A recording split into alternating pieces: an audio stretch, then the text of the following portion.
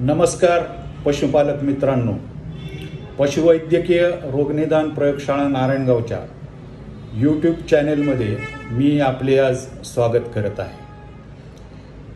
आजपासून आपण ठराविक अंतराने रोगनिदान, जनावरांचे रोगनिदान आणि त्यावर करावयाचे उपचार किंवा कार्यवाही याविषयी आपण टप्प्याटप्प्याने माहिती घेणार आहोत। सर्वप्रथम जनावर आजारी पडल्यानंतर त्याचे रोगनिदान कसे केले जाते याविषयी आपण चर्चा करू की ह्या रोगाचं डायग्नोसिस करण्याचे निरनिराळे प्रकार आहेत।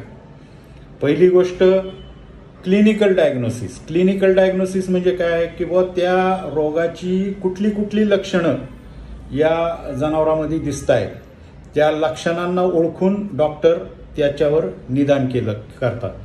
दुसरी गोष्ट फिजिकल डायग्नोसिस म्हणजे काय की प्रत्यक्ष जनावराला हात लावून तपासून त्याचे पोट कडक आहे, लिम्फ नोड सुजलेले आहेत, ह्या पद्धतीचे तपासणी प्रत्यक्ष करून हृदयाचे ठोके वगैरे, तर त्याला म्हणतात फिजिकल डायग्नोसिस।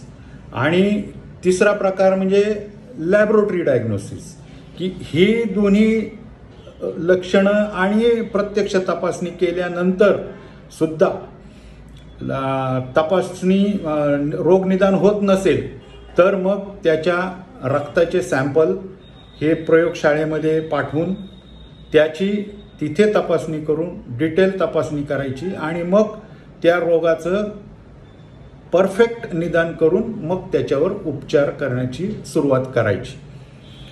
तर हे असे रोगनिदानाचे 3 टप्पे असतात की ज्या योगे त्या गाईला, म्हशीला किंवा जनावराला कुठला रोग झाला याचे 100% निदान करून मग त्याच्यावर उपचार केले जातात। आता याच्यामध्ये महत्त्वाचा घटक कुठला आहे तपासणीमध्ये तर रक्त या घटकाविषयी आपण पुढच्या भागामध्ये चर्चा करू।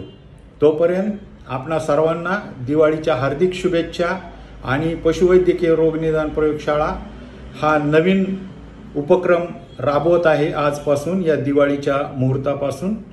तर सर्वांनी याच्यामध्ये सहभागी व्हावे